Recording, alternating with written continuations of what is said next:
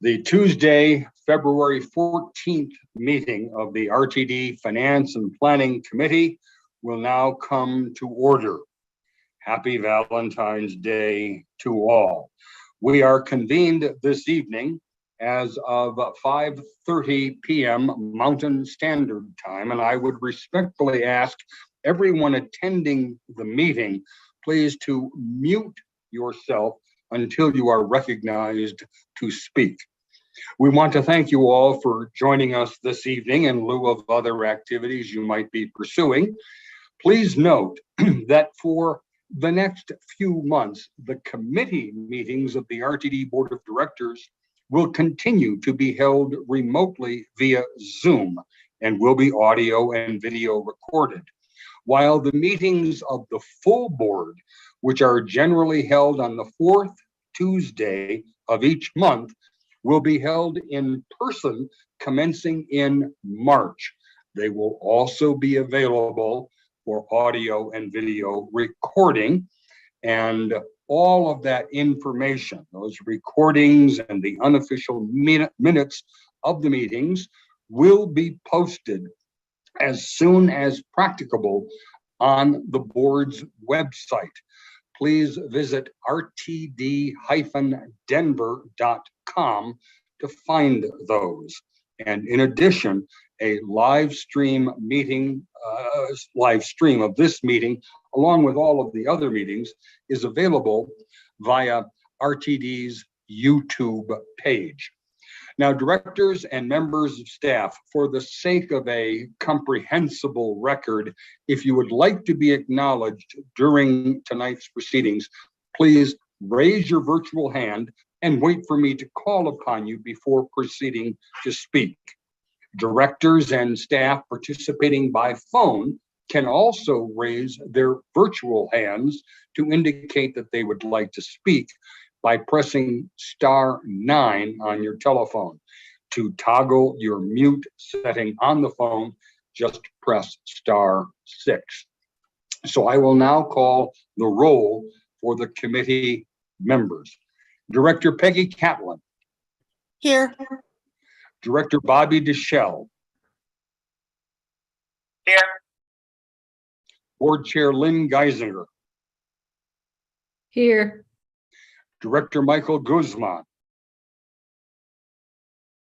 I believe Director Guzman is absent. He may be joining us later. Director Ian Harwick. Present. Vice Chair Eric Davidson. Here. And I am Doug Tisdale and serve as the chair, and I am present. For the record, I will note that we also have Directors Bob Broom and Marjorie Sloan with us in the meeting. Are there any other directors who are present whom I have not acknowledged? Busick. Busick, Director Busick, thank you very much for speaking up, sir. We appreciate that. We now open our public comment session. Anyone who would like to address this committee regarding any topic that's listed in the published meeting agenda for the current or for the preceding month, the immediately preceding month, may speak at this time. If you wish to speak, please either raise your virtual hand or press *9 on your phone. Staff will unmute you when it is your turn to speak. If you are dialed in on your phone, please press *6 to toggle your mute settings. But first, I will note for the sake of the record that Director Michael Guzman has joined us this evening and is present in the committee meeting. Now, please bear in mind, ladies and gentlemen, by participating in this process of public comment, you are being recorded. If you do not wish to be recorded, then your comments will need to be submitted to us in writing. And if any speaker has any documentation or reference materials for the committee, or if any member of the public would like to submit written comments in lieu of public statements, please email those materials to the board office at the following email address: rtd.boardoffice@rtd-denver.com. During public comment, the committee will not offer any comments or responses. Directors or staff may, at their discretion, contact speakers following their comments if they raise matters that would lend themselves to follow up. Speakers should begin by stating their name at the beginning of their remarks, and each speaker will have 3 minutes to speak.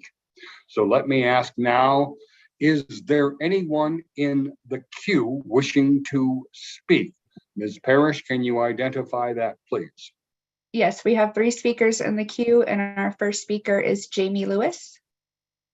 Thank you very much. Jamie Lewis, you are recognized. Good evening. Happy Valentine's to everybody. It's kind of awkward after work on a holiday night. My name is Jamie Lewis. I live at 1135 Broadway, and I am the transit advisor for the Colorado Cross Disability Coalition. I've been involved with the last 2 RTD fare studies and recommendations, and wanted to share my enthusiasm for the latest recommendations from the fare study group. From my experience, these recommendations are the most worthy that I've seen since working in transit in the Denver metro area. We are glad that you have included the paratransit discount and provided this population access to the LIVE program, providing even bigger discounts. However, I think the game changer will be lowering of the monthly passes for the general public. Current riders will be happy to see a lowering of their fares, but the lowering of the monthly pass should attract new riders. This will not only increase ridership, but also help offset any lost revenues from lowering the fares. My hope is that you have a robust marketing effort to get the word out if and when you approve these proposed rates. I encourage you to provide marketing materials to your nonprofit networks and to ensure that marketing of the new fares includes comparisons to owning and operating a car. In some cases, having these new rates may encourage people to drop one of their 2 vehicles or eliminate owning a car altogether. I don't have to explain how important that is to our health and our future. Thank you for your time, and encourage you to approve the proposed fare changes. Thank you. Thank you very much, Ms. Lewis. We appreciate your comments as always. Ms. Parrish, may I ask you to introduce our next public comment? Yes, next we have Molly McKinley. Thank you, Molly McKinley. The floor is yours. Good evening, board members and staff. Thanks for hosting this public comment period this evening. I'm Molly McKinley, and I'm the policy director for the Denver Streets Partnership, which is a coalition of community organizations advocating for people-friendly streets. Denver Streets Partnership was one of the organizations that supported the community outreach efforts for the system-wide fare study and equity analysis. And I'm here to offer some feedback, similar to what Jamie just offered about what's proposed in your agenda packet this evening. First and foremost, I think there's a lot to be excited about here. It's great to see the simplification of the pass structure, the fare capping, lower monthly pass costs for all, lower fares for the discount programs and Access-a-Ride, expanded eligibility for the discount programs, and free fares for youth. These changes will make a meaningful difference in the lives of folks who use transit regularly. Of course, in an ideal world, there would be enough budgetary flexibility to reduce base fares even further, but with limited flexibility, it's good to see RTD prioritizing folks who rely on the service. On the other hand, I would like to see RTD use the community feedback that they got from this extensive process to advocate for themselves. If people are expressing that they would use transit if it was cheaper or free, RTD should be lifting that up to state and local governments to say, this is what we're hearing will get more people on transit, and we need your support to make that happen. Fare Free August last year was such a success because of the partnership between RTD and the state. What's possible if we look at something like that longer term? The same goes for the free youth fare pilot. There's a real need for more sustained funding to improve service and affordability, and the time is ripe to ask for that support. I just want to flag 2 things that I think could be improved upon before wrapping up here. First, the $2.75 full fare and $1.35 discount 3-hour pass gives me a little bit of pause. I get that RTD really wants folks to use the MyRide app and card and all of those good things, but the reality is that some folks are going to still continue paying with cash, and those folks are going to end up paying more either with the full fare or the discount fare because of that. I'd also like to see the barriers to the discount program lowered. It's one thing for lower fares for those passes, but it's another to make sure that those savings are really fully accessible to people who need them the most. For instance, currently a valid address is required to qualify for those programs, and that leaves our unhoused neighbors unable to qualify. Public transit is essential and should be affordable and easily accessible to everyone in our community. I'll wrap up by just saying, I'm sure that some folks will see the headlines about the proposed 3-hour pass change from $3 to $2.75 and be disappointed. From the headline, it looks like RTD did this extensive process and lowered fares by 25 cents. Do I wish that was a little more significant? Of course, that's my job. But I hope that RTD and its partners use this opportunity to communicate the steep discounts that are available if you use transit more often. This proposal really incentivizes regular transit use, and I hope that message gets to everyday people in the region and they give transit a shot. And we're certainly here to partner to help make sure that that gets communicated as widely as we possibly can as well. Thanks for the time tonight, and I'm looking forward to your discussion. And thank you very much for your comments, Ms. McKinley. We appreciate them. And Ms. Parrish, I believe you indicated there was a third speaker in the queue. Would you please introduce that person now? Yes, our final speaker is Christopher Nicholson. Thank you very much. And Christopher Nicholson, you now have the floor. Hi there. Thank you for giving me a chance to speak. I wanted to come on just very quickly and say two things. The first off is to echo the other speakers, extremely enthusiastic about the changes that are on deck for today. In my wildest dreams of following RTD over the last couple of years, I could not have expected that you would reduce the monthly pass the way you're doing, reduce the cost of the fares, get rid of the regional fares, which is huge for people who go up to Boulder. I think that, it's a huge win. The one thing I want to highlight is something that I've actually talked about with multiple candidates for municipal office here in Denver, because I did not ever think RTD would just do it on its own. And that is eliminating the fares for young people, because there are so many teenagers and, early college students who, RTD is the only way for them to get around. Their parents don't have cars, or they do, but their parents are busy at work. I'm a full RTD user. I don't have a car. All too often when I'm on transit, I see 15, 16-year-old kids putting $3 in the meter in order to be able to get a ride on the bus, because they don't have access to the discount program. They don't know where to get it. They couldn't probably sign up for it without getting a bunch of help. And so if we have this new full free pass in place, and I actually chatted about this a little bit with Director Dishel, that if that requires you to go down and sign up for something and fill out paperwork and do all of that, then it's going to be kids who have the understanding and the means to get access to it who are going to use it. If you're going to do this, it should be, I can get on the bus, I can show you my school ID, or maybe you're not even going to check ID. I look 15, I look 16, and I can just ride. And so my one strong encouragement is, please do not handicap what will be a transformational change for RTD by requiring kids to get documented proof that they are under, they should get a free fare. Thank you. Thank you very much, Christopher. We appreciate your comments. And as we have with all of the folks during our public comment session, are there any other persons in the queue for public comment, Ms. Parrish? No, there are no additional hands raised. All right. And may I ask, as I understand it, we had one emailed comment. Would you identify that email comment for the record, which will be included as part of the minutes of this proceeding? Yes, we had one email from Stephen Shulvat regarding the rate changes. All right, fine. Thank you. And for the sake of the record, it will be attached, but it was a very favorable comment. With no other participants in the queue or having submitted email comments, we will now close the public comment session at this time. There is no scheduled information from external entities this month. That said, there is one very significant event that came from an external entity last week, which was the judgment from the Denver District Court in favor of RTD, ruling that the agency is not responsible for over $100 million in costs incurred for flaggers on the A, B, and G lines. And we all collectively say congratulations to the staff and the lawyers and the directors who provided support in this long and ultimately very successful process. We turn now to recommended actions. There are two recommended actions on the agenda this evening.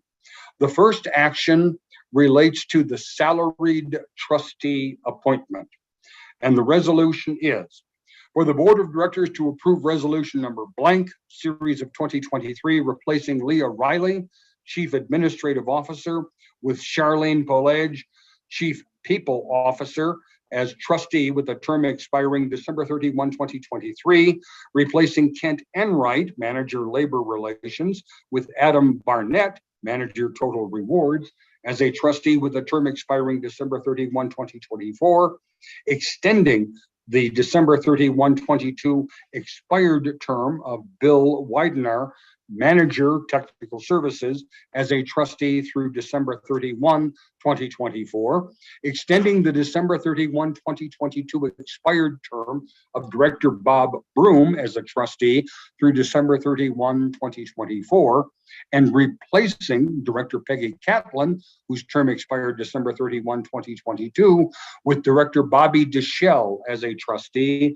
with a term expiring December 31, 2024, for the Salaried Employee Defined Benefit Pension Plan, the DB plan, and the Salaried Employee Defined Contribution Retirement Plan, the DC plan. May I have a motion, please? So moved. Director Catlin has made the motion. Is there a second? Second. And that was from, Director David. oh, thank you. Okay, I couldn't see you there. I'm sorry. Thank you very much. Okay, so we have Director Catlin as the movant and Director Davidson as the second. I would now like to invite Doug McLeod, our Chief Financial Officer, to present this item to the committee. Mr. McLeod. Thank you, Mr. Chair, and good evening. Just wanted to give a quick summary to provide some context to this action item. RTD has two separate retirement plans, as the chair indicated, one being the Defined Benefit Pension Plan, which is for salaried or non-represented employees, also known as non-represented employees that were hired before January 1st of 2008. All non-represented employees hired since January 1st, 2008 are in the DC plan, the Defined Contribution Plan, which is similar to a 401k type plan, which unlike the DB plan, which pays a defined benefit during retirement, this plan accumulates assets to which the employee is entitled upon retirement. Each plan is overseen by a board of trustees, which serve in a fiduciary role to oversee the management of plan assets and benefits. And it also the trust utilizes the expertise of trust attorneys, investment advisors, and actuaries. Trustees serve 2-year terms that are staggered with the five staff trustees recommended for appointment by the general manager and CEO, and the RTD board chair recommending appointment of the 2 board member trustees for board approval. With the recent expiration of some trustee terms at the end of 2022 and Charlene Polagi and Adam Barnett recently joining RTD as the Chief People Officer and Manager of Total Rewards, respectively, this action item seeks board approval to appoint and set service terms for each trustee. Appointing Ms. Polagi and Mr. Barnett will align their expertise in human resources and benefits with the skills needed by the trust to effectively contribute to the management of the plans. Director Broom has served several years as a trustee and will continue to serve with approval of this action item. Director Peggy Catlin has also served as a trustee for several years and has made many valuable contributions, and I'd like to thank Director Catlin on behalf of the trust for her service. Director Catlin will be replaced by Director Deschel, and the trust look forward to his contributions as well should the board approve this action item. Those conclude my comments, Mr. Chair, and I would like to turn the floor back to you. Thank you very much, Mr. McLeod. So at this time, I would ask those directors who have questions or who wish to speak on this matter to raise your virtual hands, and I will call on each of you in turn. Recall for directors or staff who are calling into the meeting, if you wish to speak, please press *9. Let us commence with Director Peggy Catlin. Thank you, Mr. Chair. Selfishly, I wanted to stay on the Board of Trustees for the pension plan because I really believe it provides an insight into what our employees are facing. And also it really engages board members with regard to our employee ownership pledge. But I thought it would be better to get another director involved, and I'm pleased to know that Director Deschel is willing to serve on this committee. And I hope you enjoy it as much as I did. It's really, really insightful. So pending approval of this appointment, I just want to say that it's a really rewarding term, and it doesn't take a lot of time, but it's truly a great place to be. So thank you. Thank you, Director Catlin, and thank you for your service as well. Are there other directors who wish to speak to this recommended action at this time? Director Deschel, you are recognized. Thank you. I just want to thank you all for the confidence to serve in this role, protecting what for many people is their most valuable asset, which is their retirement. Staff, to the extent you want to talk about it, my door is open, subject to talk about different plans, subject to different HR requirements and legal requirements. But it's an honor to serve, and should I be confirmed, an honor to serve in the role, and looking forward to working to protect and advance that really important asset of one's retirement. Thank you. Thank you, Director Deschel. Are there any other directors who wish to speak on the motion? Seeing none, we have a motion by Director Catlin as seconded by Committee Vice Chair Davidson. Are there any no votes on this recommended action? I see no indication of any no votes. That will come as a unanimous vote of this committee, 7 aye votes, no votes, and no abstentions. And therefore, the matter moves on to the full board meeting on February 28th with the recommendation of this committee. The second recommended action that we have this evening relates to the Town of Parker Anthology annexation.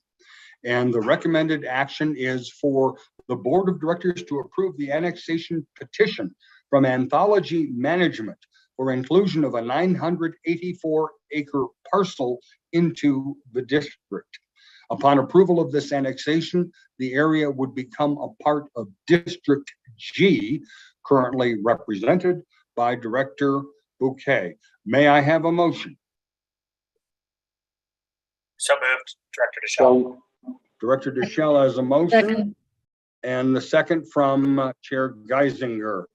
So I will now ask Chris Quinn, who is our planning project manager, to present to us on this item. Mr. Quinn, the floor is yours. Thank you. Good evening. Again, Chris Quinn with RTD Planning. In this particular, state statute allows for properties to come into the district through a couple of different mechanisms, one of which is for a property owner to petition inclusion. In this particular case, a landowner in Parker, about approximately 984 acres, has petitioned for inclusion into the district. The petition for annexation has been reviewed by RTD Legal Counsel, and the legal description has been reviewed by RTD's boundary mapping consultant for sufficiency. The property in question is currently vacant, generally located in the vicinity of kind of a little bit west of Motzenbacher Road, Stroh Road, and Hess Road. The proposed zoning for the property, it includes some commercial, but mostly residential. RTD anticipates that from a revenue standpoint, might be because of the commercial property, there might be a slight uptick in RTD sales tax revenues, and then also a slight uptick due to automobile registrations of the future residents. There is currently no service in the immediate vicinity. The closest service is the P route, which is approximately 2 miles to the west on South Parker Road. But obviously, as part of RTD's new partnership process through the service councils, additional services could be requested as the area builds out. The recommendation is for this property to be included as part of Director District G, Director Bouquet, since it is immediately adjacent to his district. With that, I'd be happy to try to respond to any questions that any board members might have. Thank you very much, Mr. Quinn. We appreciate your presentation. And let me turn first then to Director Deschel. Thank you so much, and thank you, Mr. Quinn, for coming tonight and presenting this to us and to others who have been involved in the work to get us here. Where are we on the development timeline for this property, and at what point do we sort of anticipate residents in particular being there that might need service? I don't have a good answer to that question. I believe the applicant is present. I don't know if he might be able to respond to that question, because I believe they're right now in the process of finalizing the zoning for the property. So, and the applicant is Matt Jenke. I don't know if, I know he was to be included. Let's see. Or I guess If I may, Mr. Quinn, I see that Matt Jenke is present in the committee and has raised his hand. Thank you. So at this time, with your indulgence, I will recognize Matt Jenke. And sir, the floor is yours. Good evening, ladies and gentlemen. Thank you very much for letting me speak to you this evening. In terms of the status of this project, the first 495 lots have received final plat approval. We expect to start development on those lots here still this quarter. So late March is when we're planning on it. As we all know, unfortunately, the real estate market isn't all that great. So we expect it's going to be probably about 2 years before we have residents out here. The complete first phase of the project, which is divided up into 3 sub phases, is a total of 1,532 units. At full build out of the project, there'll be just over 3,000. Full build out, candidly, depending on the market, could take a decade or more. Great. Thank you. Nothing further from my end on that, though I may have a question for staff later on. So put my hand down until it's time for the second bite. Thank you. And thank you, Mr. Jenke, for participating, for being present this evening as your property is being discussed for possible inclusion into the district. I thought I saw Director Guzman's hand, but I don't see it now. But I do see now Director Catlin's hand raised. So Director Catlin, the floor is yours. Thank you. And this is probably more for staff. You mentioned that there were a number of areas that kind of pockets of areas that are not included. And I would be curious to see where some of those other areas are in the Parker area. And I know that there are some other proposed developments adjacent to Mr. Jenke's property that are slated for development with multifamily units. So I was just curious to see what other parcels are not in the district and could be petitioning at a later date. So I don't know if that's something that staff could provide or not. Yeah, that's certainly something we could provide you with. The 3 areas where we have the most issues with parcels being kind of almost checkerboarded in and out of the district are in Parker, Southeast Aurora, and in Erie, just due to the way the annexation statutes have worked over time. And so there are parcels of some parcels in all 3 of those jurisdictions that, even though they are in the local jurisdiction, they are not part of RTD, which does create a lot of confusion. So yes, we can provide you with a kind of a more detailed map zooming in on that. And no hurry on my part. I'm just curious. Thank you very much. Thank you very much. Is there any other director who would like to speak? Looking to see if I see a hand raised. Director Deschel, we're back to you again, sir. Thank you. This question is for staff. If this ends up going through, would the Parker Flex Ride region be expanded to also accommodate this, or would this be sort of outside that Flex Ride area? Yeah, at this point, we wouldn't anticipate any new services directly serving the development. However, as noted earlier, obviously there would be the opportunity through the service councils and the partnership program to apply for expanded service if desired. Thank you. Thank you, Director Deschel. Are there any other directors with questions for staff or comments on the recommended action at this time? Seeing no hands raised and hearing no indications, we have before us now the motion by Director Deschel and the second by Board Chair Geisinger. Are there any no votes on the recommended action for the annexation of Anthology? Hearing none, then we will declare that there are 7 yes votes, no votes, and no abstentions. And that motion passes unanimously and will be referred to the full board for the February 28th meeting.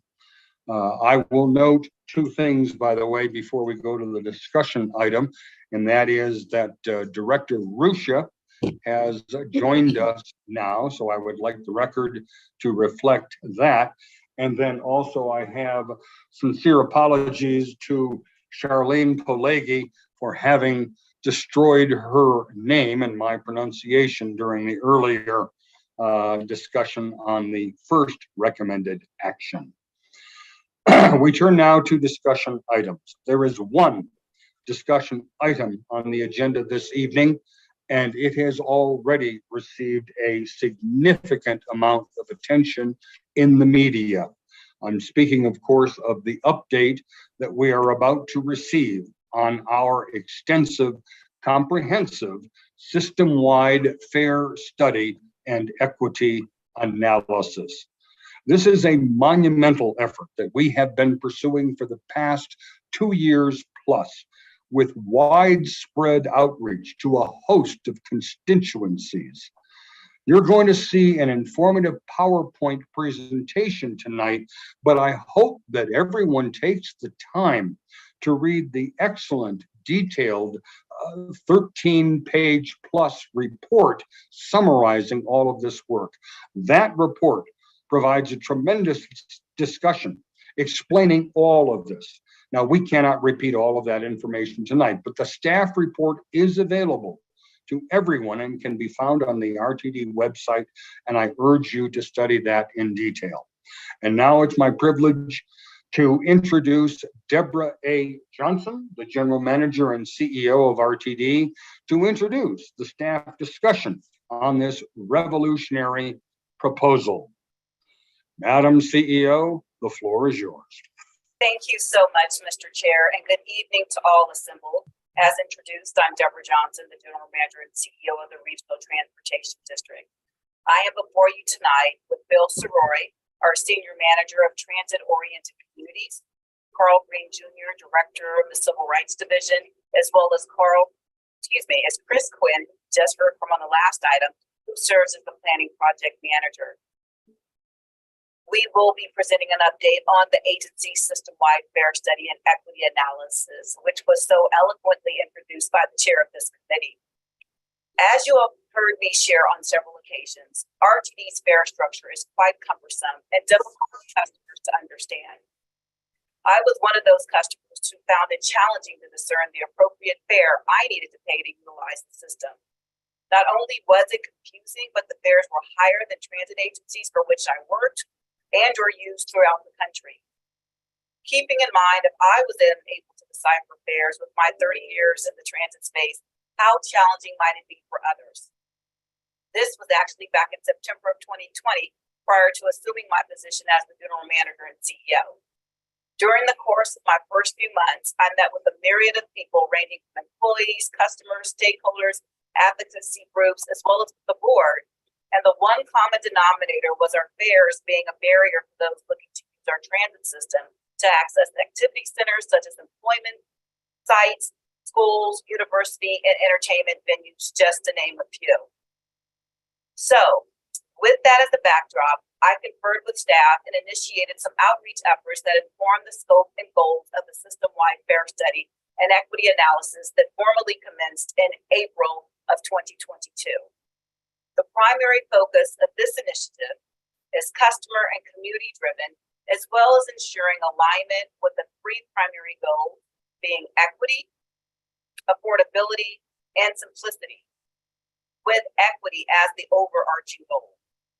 Staff is here tonight to discuss a proposed draft recommendation that responds to the robust community and customer feedback that we have been able to garner throughout this undertaking.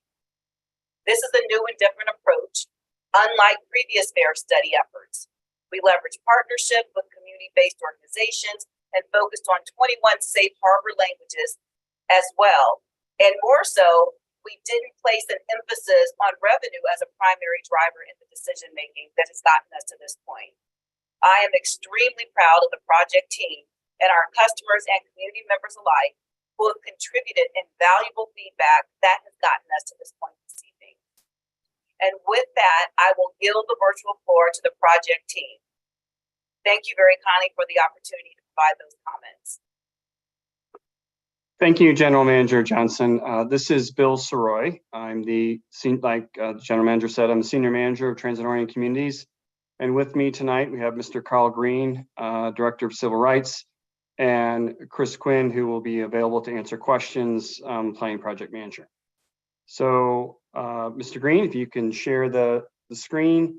So the presentation tonight, like was stated by the chair, really is a high-level summary of the detailed information that is included in your packet.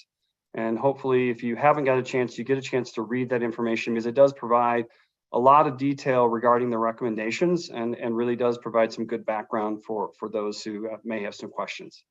So if we go to the next slide. So tonight, we plan to give you a little refresher talking about the timeline and some of the goals as the General Manager just outlined. We'll talk too about the latest round of engagement that we did in the fall, and specifically some of the key feedback that we heard during that time. And then we'll go over kind of the proposed draft recommendations, really talking about the overall fare structure changes, talking about some of the enhancements to our existing programs and new programs, and then talking about what those impacts are to ridership and revenue. And finally, kind of how we feel like they responded to the goals that we've outlined. And then lastly, we will talk about next steps, because we still have a few steps left in this process, and we'll go over those with you tonight. Next slide, please. Next slide. So the three goals, as the General Manager outlined so appropriately, we focused on equity as kind of being a primary goal, really focusing on those who are transit reliant and financially burdened, and making sure that what the changes that we propose address some of the concerns for those particular customers.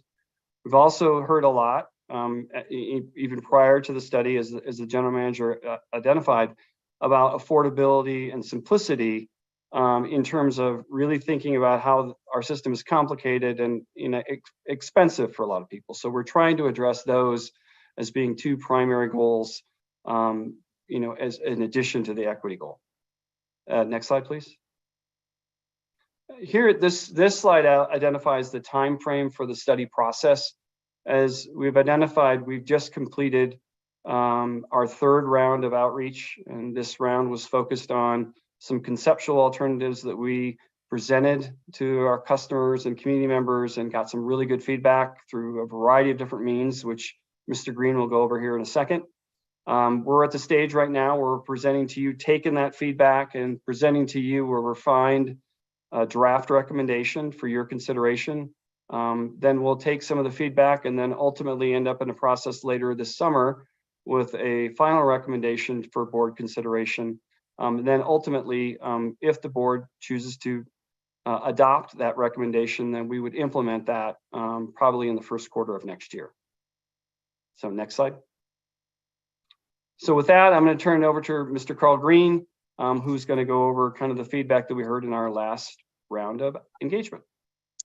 Thank you, Bill. And good evening, board chair and fellow board of directors, as well as our internal RTD teammates. I am equally as excited just hearing from the public comment on the first portion of this board meeting with Mr. Lewis and Ms. McKinley and Mr. Nicholson, and just to be able to provide this update on the proposed draft recommendation. And before I begin, I just want to again introduce myself. My name is Carl Green Jr., Civil Rights Director, and I also serve as part of the project management team. And as Bill noted, this proposed draft alternative was based on community and customer feedback. And that has been paramount throughout each milestones of this FAIR study. So based off that feedback, we're excited to be presenting the proposed FAIR alternative.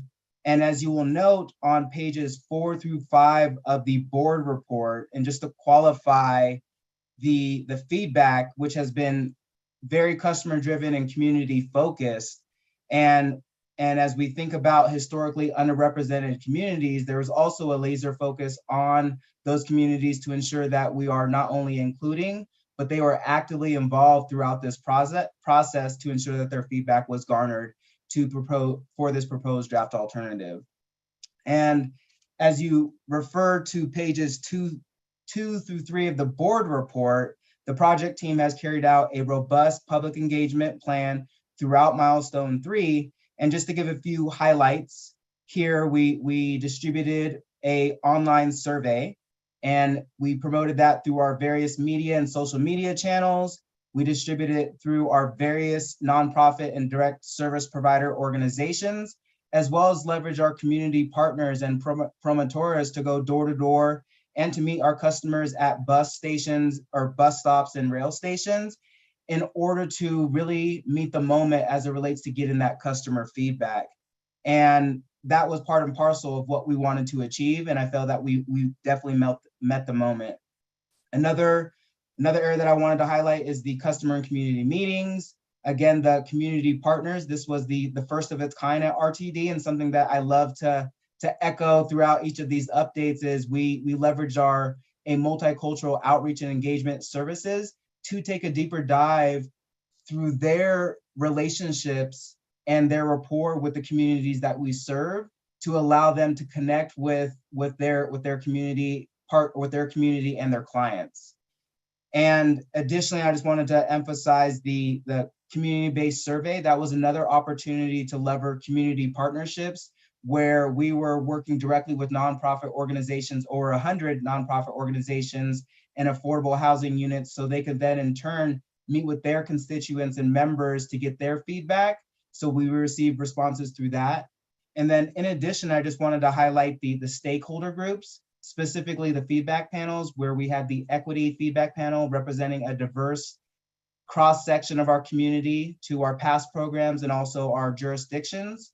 So I just wanted to emphasize that. And then last piece that I wanted to also highlight is to Deborah's earlier point regarding the 21 safe harbor languages. Although majority of our information that was communicated outward was English and Spanish, we leveraged our community-based organizations throughout the service district to be able to either translate or provide interpretation to those 21 safe harbor languages to ensure that we get feedback from whether it's immigrant refugees and just other non-English speakers. And then coupled with that, effective communications to ensure that people with disabilities have opportunities to be able to provide their feedback. Next, I will be getting into the to the alternatives, as you can see at the very, very top table, it's the current fare structure, which includes local, regional, and airport categories with discounts offered for both day and monthly. And then the bottom two really highlights the two alternatives and and as a background, how these two alternatives were developed was specifically based off community and customer feedback to include the engagement milestone 1 and engagement milestone 2, as well as assessing the financial and operational feasibility, and specifically what are the potential impacts on Title VI equity populations, which is defined as BIPOC or minority populations and low income at or below 150% of the federal poverty level. So as we can see it with alternative A, the intended purpose of this alternative was to lower fares for customers overall while retaining local, regional, and airport fares. Whereas alternative B really simplifies the fare structure by combining local and regional fares while maintaining an airport fare. And the feedback that informed each alternative, again, was measured against the equity goals of equity, affordability, and simplicity as indicated on pages 4 through 5 of the board report. And based off of the overwhelming amount of community feedback described previously, and as demonstrated in the board report, alternative B was selected as the preferred alternative due to the simplicity, the lowering the regional fares, as well as the lower monthly pass. And one element or component that I did want to highlight is the 3-hour pass, just to give a little background. Its intended purpose is a single trip fare product, which allows customers to take the longest trip possible on a one-way trip. So I just wanted to highlight that as far as background information on the 3-hour pass. Next, I'll be moving into the alternative B modifications. So again, based off community feedback, the project team formulated a version of alternative B to address, as well as to address respondents' feedback on what they preferred out of alternative A. And as shown on the table on the right, the modified version of alternative B would lower the local regional fare to $2.75, the day pass to $5.50, and the airport fare to $10 while maintaining the simplified fare structure. And as I noted, the modified alternative B honors community feedback for the preferred alternative, but retains the equity focus by lowering local fares, expanding access to the regional fare destinations, and substantially reducing the monthly pass to $88, which is about a 23 to 56% reduction from the existing $114 and $200 respective price points, which rewards ultimately frequent customers. And I just wanted to end with, before I pass over to Bill, saying that this refined version benefits all and promotes equity through increasing mobility and access for those who need the greatest financial assistance and or are most transit reliant. So with that being said, I'll now pass it over to Bill. Thanks, Carl. We can advance a couple slides. So again, highlighting a lot of what Carl already said, the proposed draft recommendation includes, a flattening of the fare, combining of the local and regional fares into one fare, the $2.75 and $5.50, and then having an airport fare of $10. I think one of the things that I think that I wanted to kind of echo what Carl said was that, during the engagement milestone 3, we did hear from some, people that do represent kind of our low income and minority groups, that, they like to see a lowering of the local fare, because a lot of our ridership, or the majority of our ridership, does, use the local fare as part of their trips on RTD. So we were responding to that and felt that we could do that, and again, feel really good that we have, again, very responsive to the feedback that we have received. On the other thing that I'll highlight on this slide is the simplification of the discounts. We're allowing folks that do qualify for those discount programs, including, our older adults, 65 plus, people with disabilities and Medicare, and customers that are enrolled in LIVE, to haul ride for basically anywhere in the district for a single fare. And so we think that is a great, one, simplification and making it much more affordable for them and those that do qualify for those discount categories. Next slide, please. Also, particularly focused on the airport, we did an extensive amount of outreach and discussion with some of our airport constituents. Really heard a lot of feedback, particularly feedback from the employees about making transit more affordable.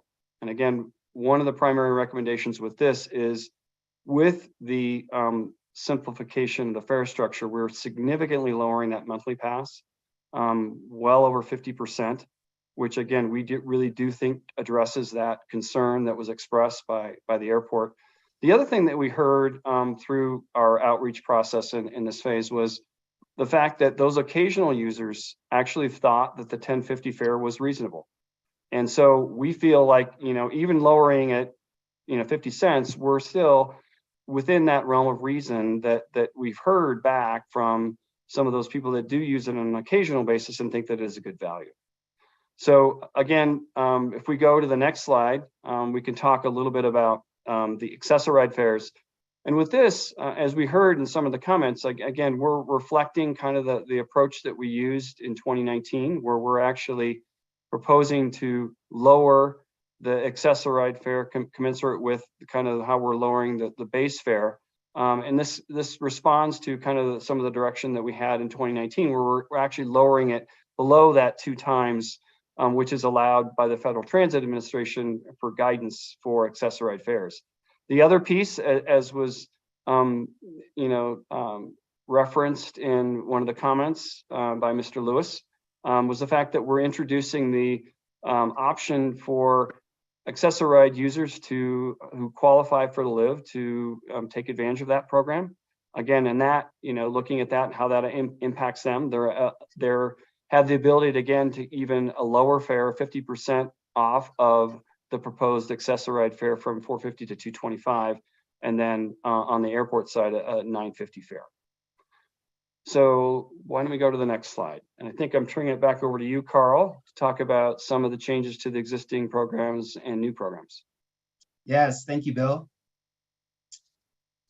So taking a deeper dive into the existing programs changes under consideration, I wanted to highlight the LIV program expansion, which essentially it's increasing the threshold for LIV eligibility. And essentially a reoccurring theme that we heard is all improvements to the LIV program should be a priority to increase access. And I feel that what we have here tonight definitely meets the moment within that regard.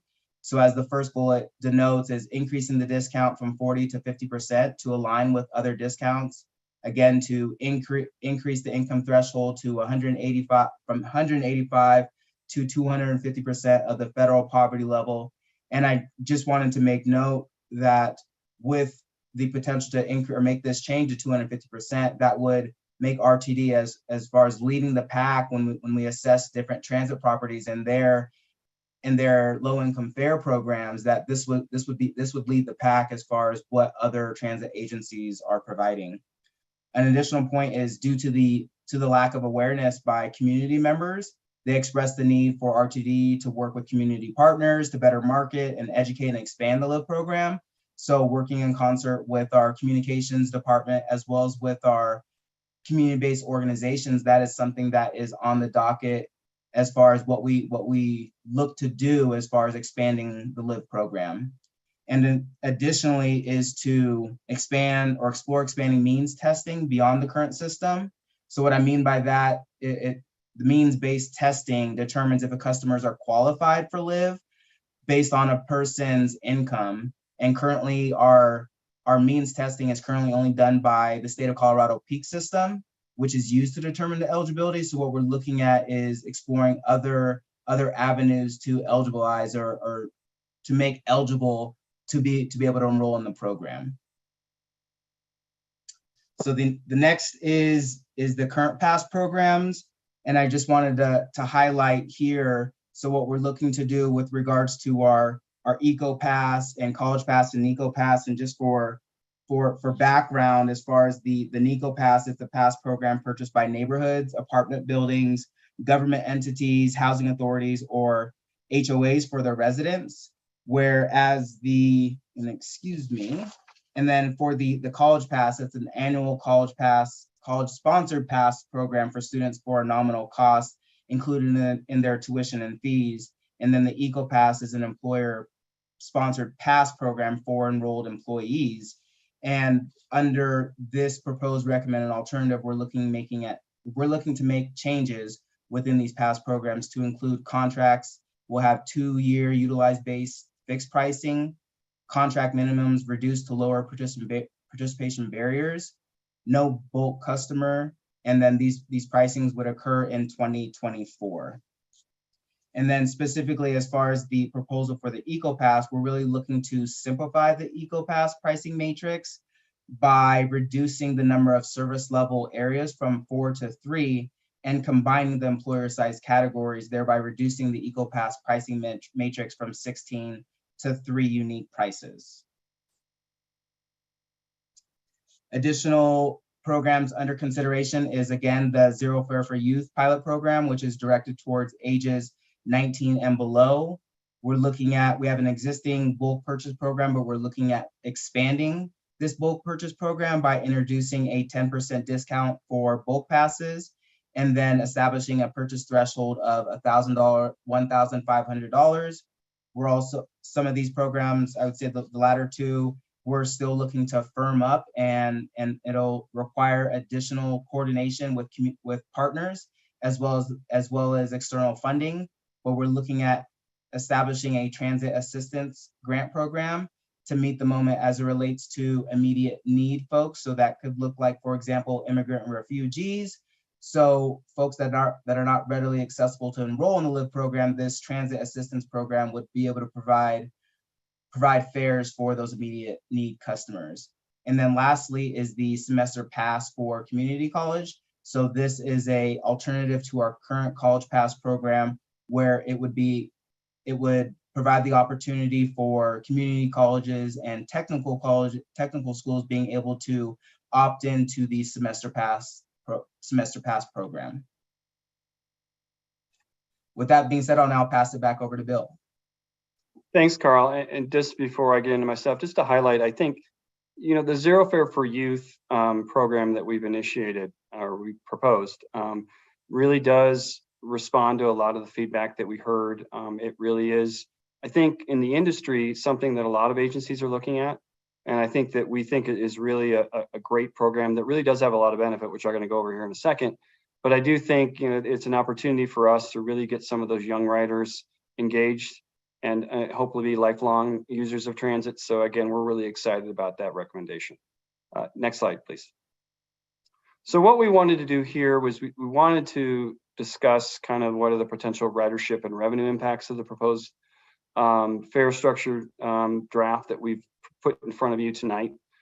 So what this table shows is kind of, if we were to kind of continue on as is, what ridership and revenue would be in 2024 as compared to what it would be under the new proposed structure. So you can see there's a fairly significant jump in ridership. Again, that's associated with people's, having easier access to our system. And then if you look on the revenue side, obviously there's a revenue impact. And so we do see a pretty significant jump in revenue. But I think the good point here, and the caveat I'd like to make, is if you can see in the footnote to the table, is the fact that we worked with CFO Doug McLeod and his team last year during the midterm financial plan process, and actually reflected in that process a reduction in fare revenue associated with kind of the early direction of this effort. So if you look at that, the kind of the midterm financial plan in 2024 has a proposed fare revenue of about 79.3 million, which compares pretty favorably to the fare revenue that we've got here. Now, like I said, the ranges here reflect whether or not we include or implement a Zero Fare for Youth. So you can see that there is, a pretty significant impact of that program.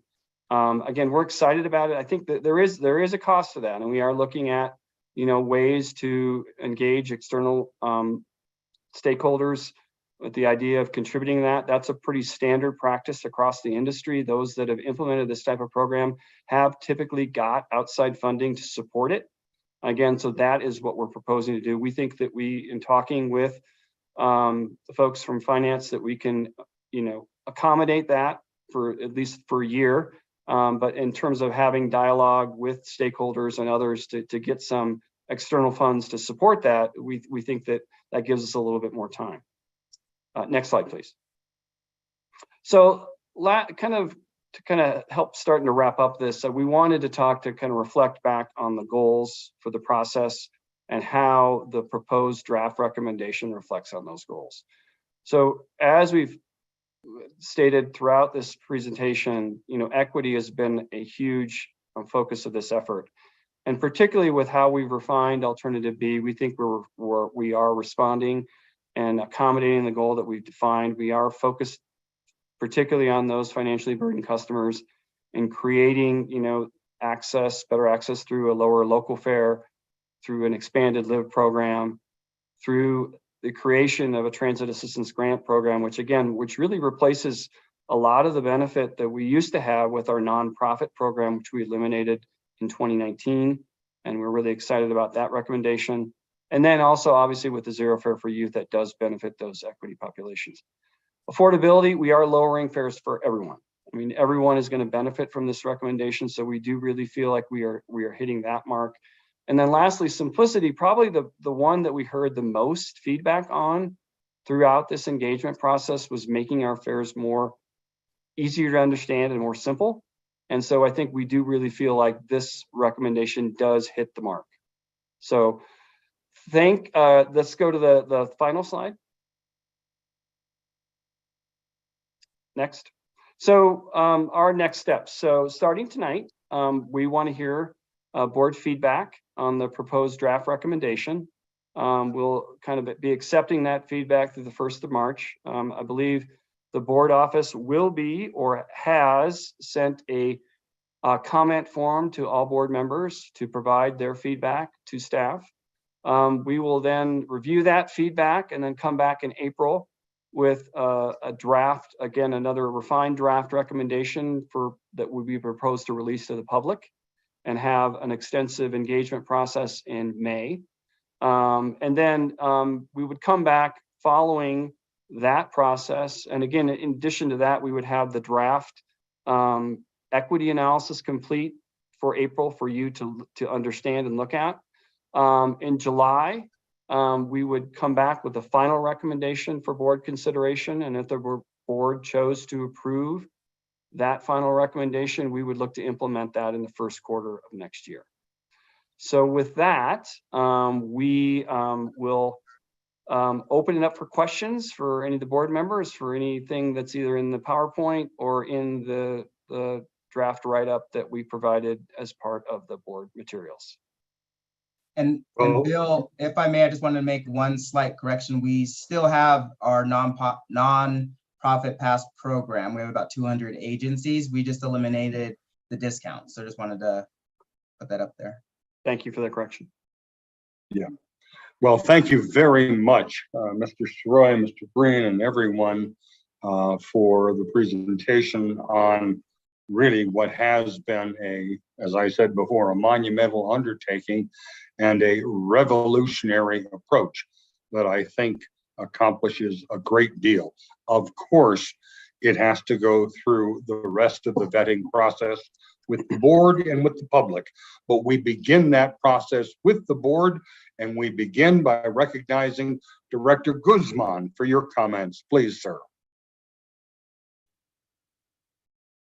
Just want to make sure you can hear me. All right. In your packet of information, maybe Mr. Green can speak to this. There was information collected by Spanish speakers, by minority speakers, and by another listed group of people you interviewed. Sorry, while I flip through the packet of information I was given. I was wondering why the Spanish speakers seem to be out of line. There were only 216 responses, I believe. And of the 216 responses from Spanish speakers, 65% went with section A or with proposal A versus proposal B.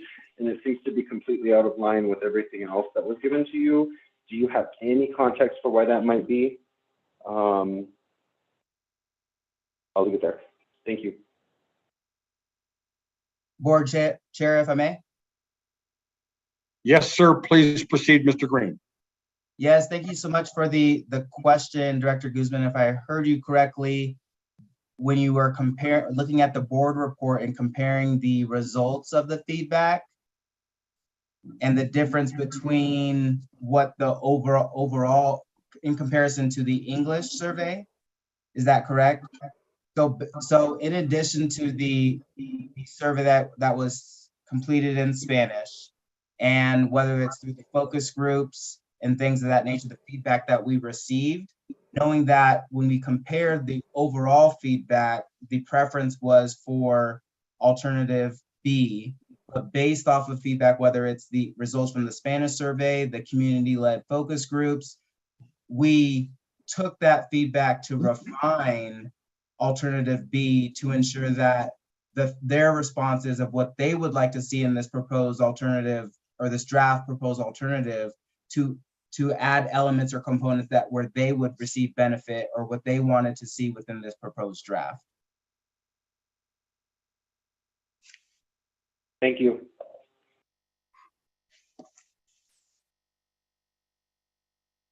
Does that respond to your question then, Director Guzman? It does. Thank you. Thank you very much. Let us now then recognize to the next hand that's raised, and that's Director Deschel. Thank you, Mr. Chair, and thank you for this great presentation. It's a lot of really exciting work happening, and I know it's no small lift, so thank you all. I'm looking forward to seeing sort of what continues to develop. On the EcoPass side of things, are we looking at sort of going away from the insurance-based model? It sounded like we may be doing that, but that wasn't made crystal clear. Chair, may I? Yes, Mr. Sroy, please proceed. Yes, Director Deschel. Again, with the EcoPass program and the way that it's been established, again, it is basically part and parcel of an insurance-based model. So we're not proposing to go. One of the things that we are doing, because we did hear back from people that potentially could use the EcoPass program, that it doesn't always work for them. So I think one of the things that we're proposing to do is kind of bring back that bulk purchase program, which really can be used by those types of businesses that really the EcoPass doesn't make sense for them. And so that we think that we're providing an alternative to, again, expand access to our system. So no, but we're giving a different choice. Correct. Okay. It is, as part of our outreach efforts, did we reach out to folks for both NecoPass and EcoPass who expressed interest but ultimately chose not to move forward?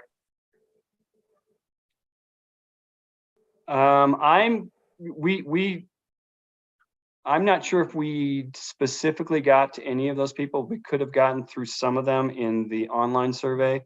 We did have a pass program feedback panel, which was basically made up of people that manage EcoPass and College Pass programs. So we heard from them, and I don't know, and I'll see if Carl or Chris have anything to add in terms of specific feedback from those people who were considering but didn't actually implement an EcoPass. I guess the one area that I think we did hear back from, though, is the airport, which, again, there's been a lot of discussion with the airport about an EcoPass for the entire airport. And again, we heard from them about some of the barriers. And again, we specifically responded to that by some of the proposed changes to the airport fare. And I would also offer up too, we have on another line, just wanted to offer up that our market research development manager, I'm butchering the title, but specifically I just wanted to call out that our market development does have a robust outreach plan where they're working directly with folks within the EcoPass program. So I did wanted to highlight that, yes, we do have contact with these folks. If I may, Mr. Chair. Yes, please.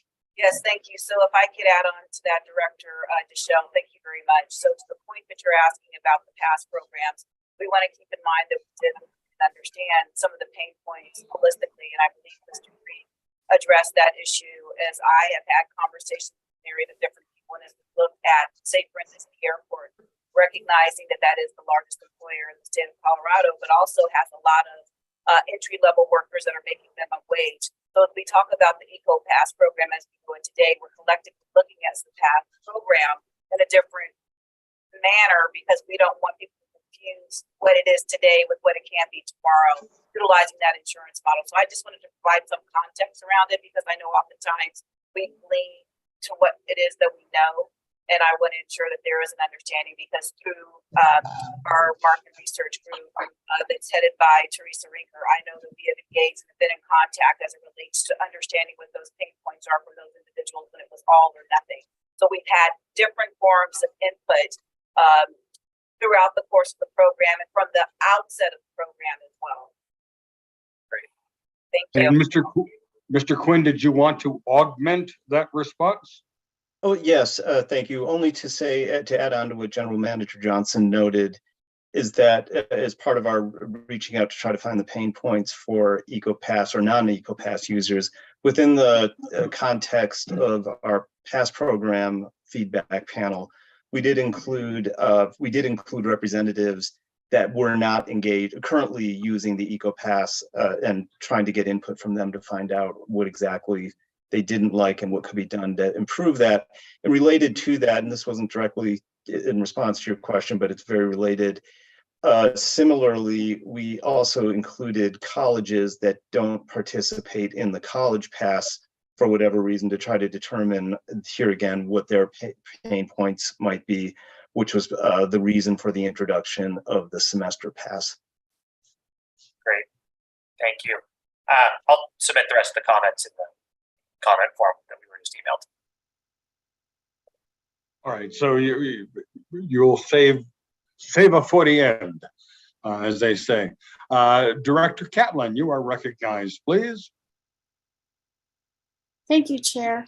I just want to be clear that what we're advancing for consideration is just the base program and not those other areas up for consideration. No, where we're at, excuse me, I'm sorry, Chair, may I? Please. Sorry. No, what we're asking tonight is we're proposing, it's the full program to provide comments for the board to provide comments on. We're not proposing this as a final draft for kind of public review at this point. Basically, this is for the board to provide feedback on. We'll take that feedback and then we'll provide more details that for the April action item to take out to the public. If I might, Mr. Chair, I was just confused about those items that were up for further consideration. Notably, the on page 9 of our board packet, and then slide 15 of your presentation, some of the proposed changes to the LIVE program, and it seems to me those have not been thoroughly fleshed out, and I would probably have some specific questions about those. Currently, the State of Colorado PEAK program administers some of these issues or some of these for us, but were we to change the income threshold from 185% to 250% of the federal poverty level, would that then be incumbent upon us to administer that checking and the means testing program? And I'm just curious what that cost would be. And I'm assuming that's what you're going to be looking at going forward for those items under consideration. If I may. Mr. Soroy. Yeah, yes, actually my understanding in talking with our Senior Manager of Revenue, Monica Triple-Honke, that we would still be able to go through the PEAK system. We would just have to define that testing. So there would be we would still be able to use the PEAK system. I don't know the costs, if there would be additional costs associated with that. But we would still be able to use the peak system as a tool. But we'll get more information on that from our senior manager. Okay, good. I just wanted to see, those items for further consideration, like I said, probably need to be fleshed out a little bit more.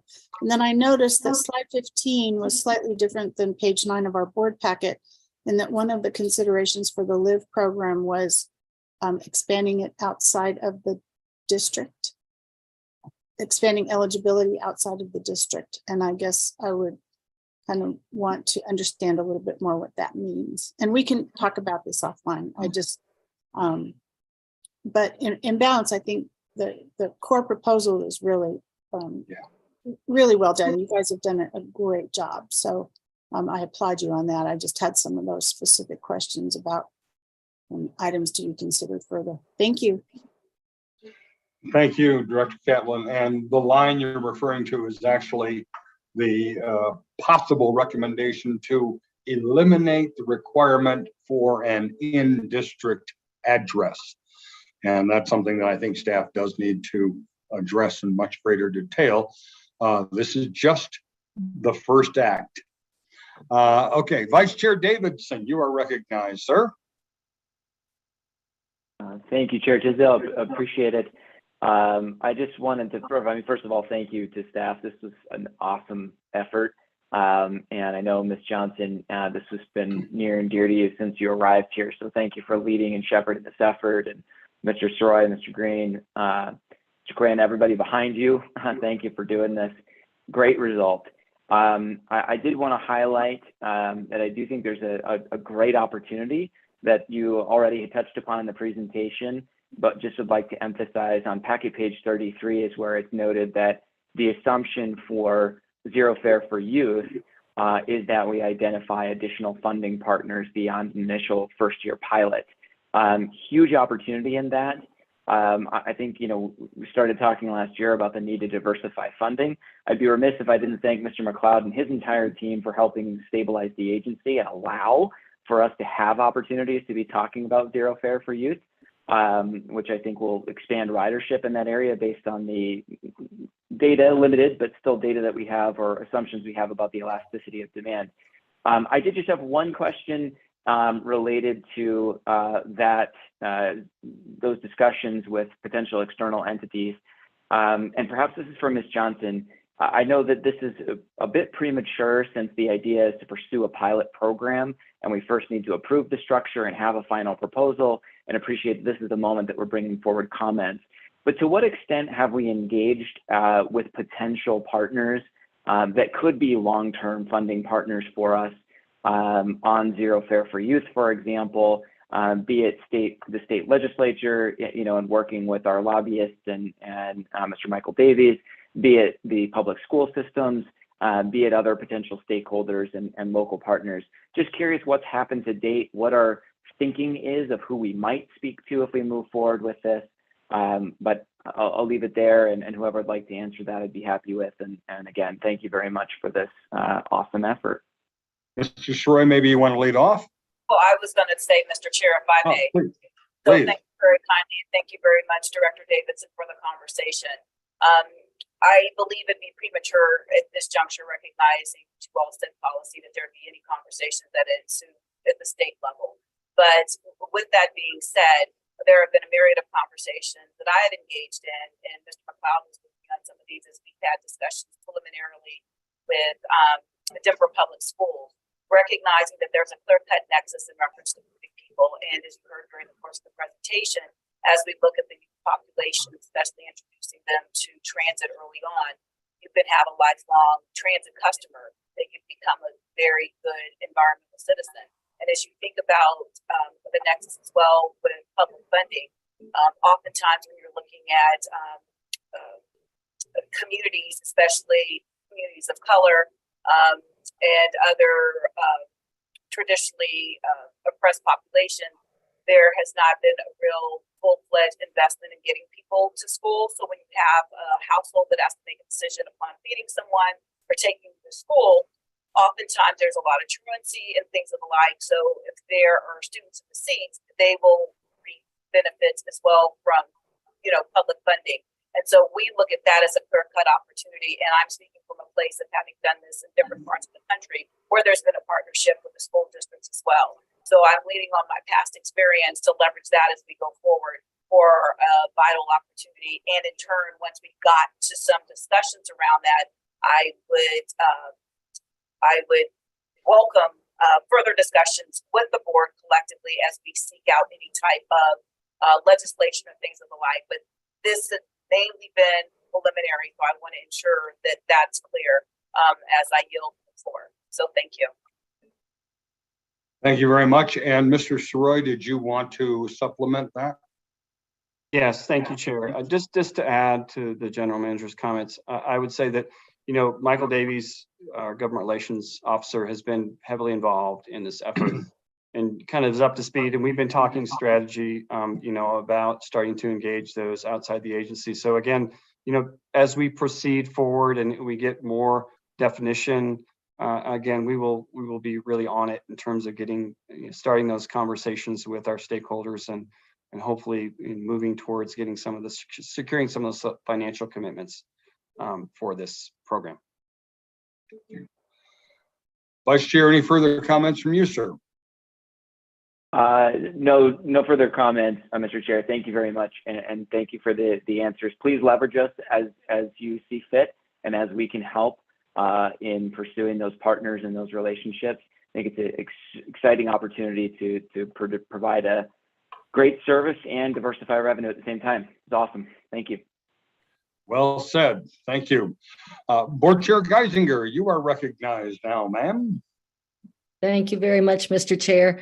Bravo. This is really, really great. And thanks to Ms. Johnson for bringing it in when she first came. And thanks to you and to Mr. Soroy and Mr. Green and Mr. Quinn. I know you've all put in a lot of work, and all of the team. I know that you've been working with Teresa Rinker and others. So, as Jamie Lewis said, I was surprised, and I just think it's transformative potentially for the agency. And I had the opportunity, Deborah Johnson and Eric Davidson and Michael Davies and I were in DC last week with the mayors and commissioners from the Northwest Corridor, and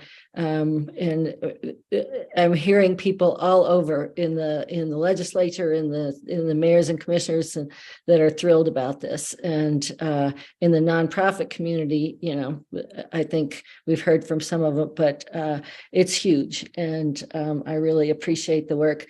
I think.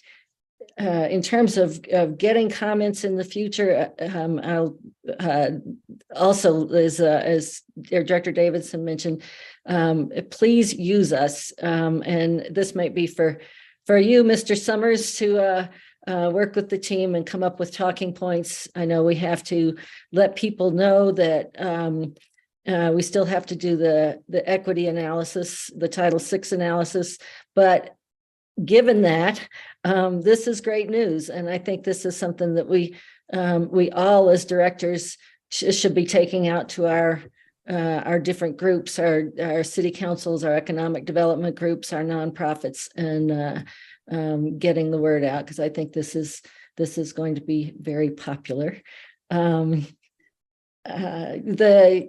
The youth fair, I think, is especially important among a lot of very important things. And I don't know if you've gotten to this point. I know it's still a proposal, but I thought Chris Nicholson asked an interesting question, which is, have you looked at how we do that? Can we do it without making people qualify? Can they use their ID? There'd be a huge proportion that just will look young enough, but there's some at the edge. Have you worked on that at all?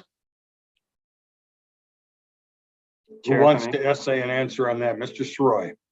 I'll start out and I'll see if Mr. Green or Mr. Quinn have anything to add.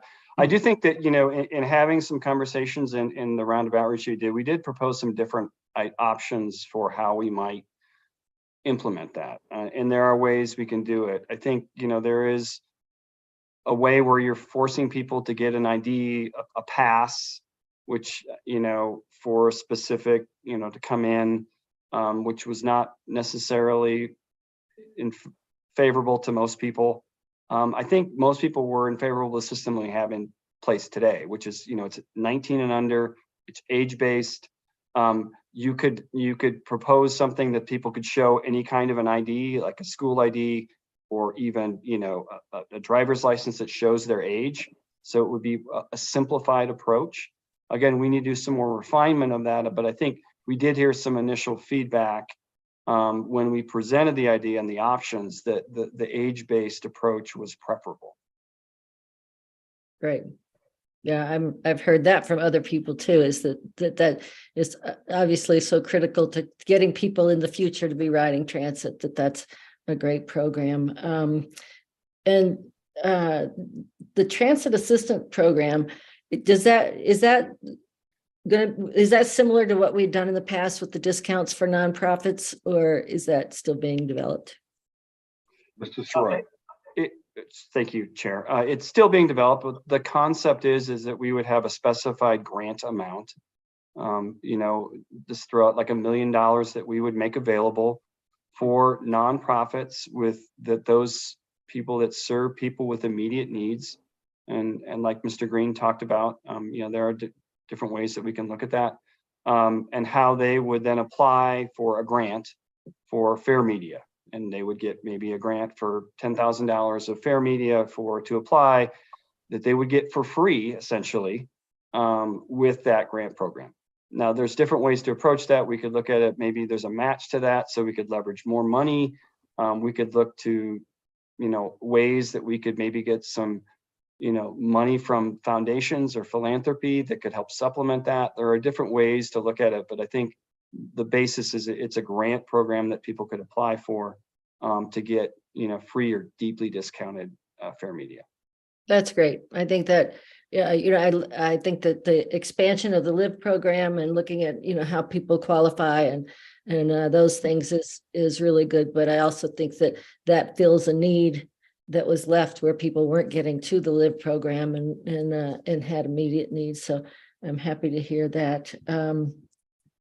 And I guess my last comment would be that that I do think this is as McKinley mentioned and Director Davidson, this is a great time for us to be thinking about who our partners are that will be happy to see this youth fair and the changes in all our fairs and for all of us to help move forward on those fronts. Thanks so much. Thank you very much, Madam Board Chair. Are there any other directors, members of the committee, or otherwise who have questions or comments that they would like to share at this time? If so, please raise your virtual hand. Director Broom, you are recognized, sir. Thank you, Chair. Will there be any way to measure or project the savings of vehicle miles traveled that the new lower fares would help achieve? And also to that same point, measure savings as far as ozone is concerned. If you are going to try to get other organizations to partner with you, I mean, you've got to have some sizzle in the steak in order to attract them to become partners in this endeavor. Thank you. Thank you. I think that's an excellent observation. Anyone from staff who would like to chime in on Director Broom's comment? Chair, if I may. Oh, yes, please. Let's start with General Manager CEO Johnson. Yes, thank you so much. And I think this is an issue that we have been discussing as we look forward to our Zero Fare for Better Air initiatives, recognizing that we do need to ensure that there's a baseline by working in conjunction with Dr. Cog as well as with CDOT. Because as we talk about load shift and things of the like, we have to ensure that we have a global understanding from the outset, and then we can use that as we go forward. So that's something that we'd like to pursue. And I will yield the floor to Mr. Saroy because I don't know if conversations have ensued, but I know that's something we talked about as we go forward. Mr. Saroy. Thank you, General Manager Johnson. Yeah, just to expand on that, I think with some of our modeling that we've done, that we can certainly look at that in terms of the increased ridership and what that means from a reduction in VMT standpoint. Similar to what we did with the Zero Fare for Better Air project that we, undertook this past summer, I think we could look at that as part of this effort as well. Thank you very much. Thank you, Director Broom. I think it does help to, as you say, add the sizzle to the steak. So that's important. Other directors who would like to ask a question or make a comment at this time? Director Guzman, you are recognized, sir. Thank you. This morning at the DRCOG Regional Committee, we discussed the potential growth for how our population will look like in Colorado going forward to 2050, with the largest increase being members of the age group 65 plus years who may need a bit more specialized services for transportation need. I am curious what groups you're reaching out to in this study to tackle those questions. And I know that Director Kate, I can't think of her last name, would be mad at me if I did not ask this question. Director Williams. Yes. Williams, there it is. Thank you. Question. Yes. Nobody tell her that. Yep. For channeling Kate. She told me to ask it. Yes. Okay. Mr. Schroy, you look like you're ready to respond to that. Sure. Thank you, Chair Tisdale. I'll start and I'll let Carl and Chris add. We did have representatives of, organizations representing older adults on our feedback panels. We did certainly have a segment that responded to our online survey. And we did do some specific targeted outreach to those populations. And I don't know if Carl or Chris, if you added any more specifics in terms of specific outreach that we might done on that demographic. Please, Mr. Green. Yeah, I would just offer up in addition to what Mr. Sroy noted as far as our outreach goes, yes, I'll definitely emphasize our equity feedback panel, specifically when we wanted to look at our customer segments. We had 2 representatives that fit that demographic where we wanted to collect that feedback. In addition to that, I would also mention that our community partners, when they were going door to door or frequenting bus station or bus stops and rail stations where they specifically work with older populations in order to get that feedback. So I would just mention it in addition to what was on the slide deck as far as our overall outreach. We worked in concert with staff to be able to, whether we attended the Denver Regional Mobility and Access Council, APAC, ACPD, so making sure that we are hearing feedback from those communities as well as other segments of our customer base. Thank you. Director Guzman, anything further on that? I just want to say thank you for all of the work that you have done on this. This is really great. That's all. Thank you so much. Yes, and let me point out that going to a fare of $1.35 to get to the airport, if you happen to be age advantaged, is a phenomenal change in what we're doing. Director Harwick, you are recognized, sir. I also want to second everyone else's comments about how amazing this program is, and I really do believe that this is game changing. Just something where I want to just have everybody consider, definitely for the people that are high school students and students utilizing this program. I really do think the easiest way that we can do this, whether it's just a school ID or whatever, I think going that route is fantastic. Just kind of keep it simple, stupid. But also something to consider, just DPS students alone. There's almost 90,000 students that go to DPS. 13% of them have a disability. If we're able to capture those riders for the long term, if we're not just thinking about 1 year, and yes, we'll lose some revenue right now, but if we can give them a great transit riding experience and we can build even a portion of these people into our long-term plans, it fundamentally changes our ridership. And I think also just and it complements so many of the other programs that are going on here. So I really applaud this. And while we may take a temporary hit, I think in the long term, we will be reaping the benefits of these changes. And I really appreciate all the hard work that's gone into this. And I'm very excited and look forward to going out and being a cheerleader for it. Thank you, Director Harwick. Those are very well taken comments. Any other directors who would like to chime in at this point relative to this proposal? Director Rusha, your hand was up and down. Are you in, Director Rusha? Yes, thank you, Mr. Chair. I just couldn't resist. I wanted to actually just echo what Director Harwick just said about building a base of future customers.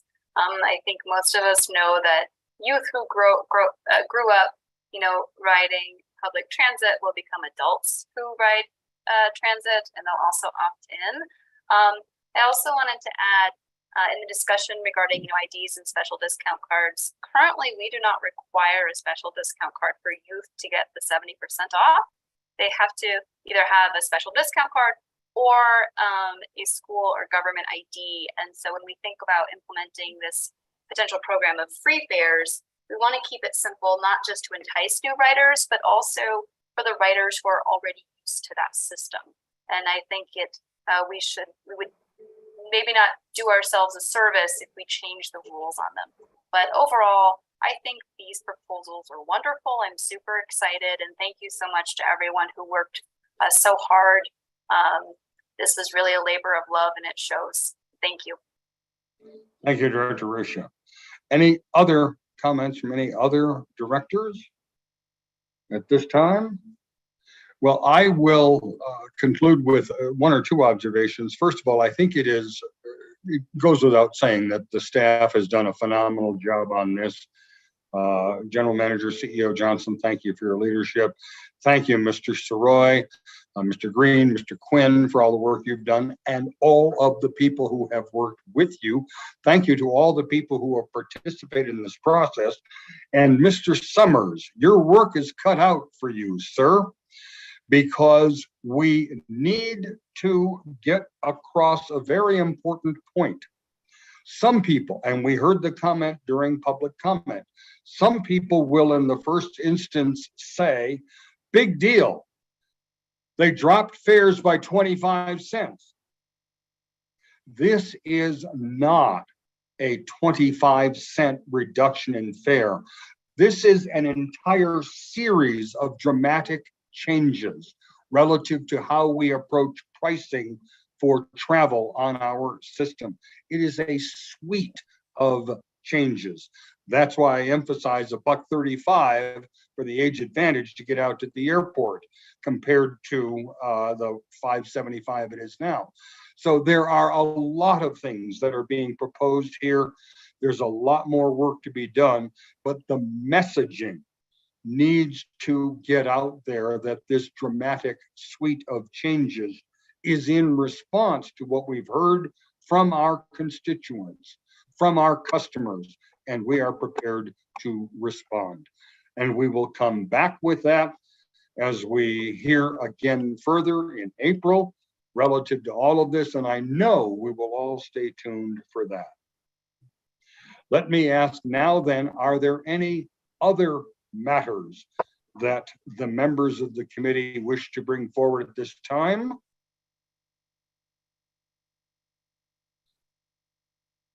Director Guzman, you are recognized, sir. I just want to take a moment to apologize to everybody for being late. It is not my preference to do that. I did have a funeral that I was returning from, and that was the cause of my tardy. So I do apologize to everybody. I know your time is important, so thank you for your understanding. Thank you. We wish you condolences on the loss, and we thank you for your explanation. None was needed. Director Deschel, you are recognized. Thank you, Director Guzman. Thank you for joining us, and I hope it was a beautiful celebration of life. I do want to put a friendly reminder out there that directors should have received a enterprise risk assessment survey related to our audit. Please try to get that completed as quickly as possible. Thank you. As of yesterday morning, 5 directors had completed it. And Director Tisdale, this is not an admonishment that folks have not completed it yet, but just a friendly reminder to please get that done this week so that we can move forward with that enterprise risk assessment. And if that all sounds like gibberish, please feel free to reach out. Would be more than happy to talk about the audit committee, this survey, and sort of how it plays into the rest of our scope. Thanks. Thank you for the reminder, Director Deschel. And I will ask if we can have the board office, please, tomorrow, be sure to send out a reminder to all of the directors so that everyone can timely respond to that very important risk assessment. Director Broom, you are recognized. Thank you, Mr. Chair. I noticed this morning that the elevators at the 9 Mile station are still out of service. And I noticed that a month ago. I wonder if we could get a status report on when those will be repaired. It's a safety issue as well as a convenience issue because snow and stuff can get on the stairways and can be quite slippery. And these are big, long stairways that you have to navigate in order to get to and from the trains. Thank you. Thank you very much. And I don't know if General Manager Johnson wishes to address it this evening. I know that it will undoubtedly be discussed at the Operations and Safety Committee tomorrow evening. But Director Johnson, do you want to, I'm sorry, GM Johnson, do you want to give us a preview? Yes, thank you so much, Mr. Chair. Appreciate the question, Director Broom. And yes, there was going to be an update which we were going to provide tomorrow. There's a myriad of things that have been going on, and Mr. Stoppelkamp has just come on. He went away. As he just provided me some information right before this meeting. We will memorialize this in a written communique as well, but Mr. Stoppelkamp, recognizing that you do have some detailed information relative to the assessment that was done with our contractors, I encourage you to share that at this time since there has been an inquiry. Thank you. Thank you very much. I appreciate that, General Manager, CEO. Any other matters to be brought before the committee at this time by any directors? General Manager? Yes, actually, Mr. Stoppelkamp was going to give an update on what we just learned. I couldn't hear all of that. I apologize. That was my infirmity, not yours. Mr. Stoppelkamp, always a pleasure to have you speak to us, sir. Weigh in. It's hard to follow that one, but thank you very much. Director Broom, you're right that there are some challenges out there and that the elevators, there are no ramps. We rely on the elevators for the mobilely impaired and for those that don't want to try the stairs. Basically what happened, the water line that we believe the water line that fed the driver relief kiosk up on the station ruptured on that last cold spell and leaked down into the elevator pits where it froze and flooded the pits. The equipment that are in the elevator pits are not waterproof. They're not designed to operate in the water. It took us a while to figure out exactly which line was leaking, and we got it shut off. We've drained the pits. We had Coney in there this morning, and we found out that there is significant damage to the elevator mechanisms and controls. So they are putting together a list of material that needs to be replaced, and they estimate 5 weeks after they get the material. So hopefully in the next couple of days, we'll have an idea of what it takes to get the material and the subcontractors in there. But as of right now, both elevators are out, and that's courtesy of a water line break. Thank you very much for the information. Thank you for the question, Director Broom. Any other matters to discuss from any directors, committee members, or otherwise? This is your opportunity. Going, gone. All right, then, ladies and gentlemen, please note that the next Finance and Planning Committee meeting is scheduled for Tuesday, March 7th. Please note that that's 3 weeks from tonight. This is a slight deviation from our standard meeting cadence, and that is so that directors and staff can attend the APTA Legislative Conference in Washington, D.C.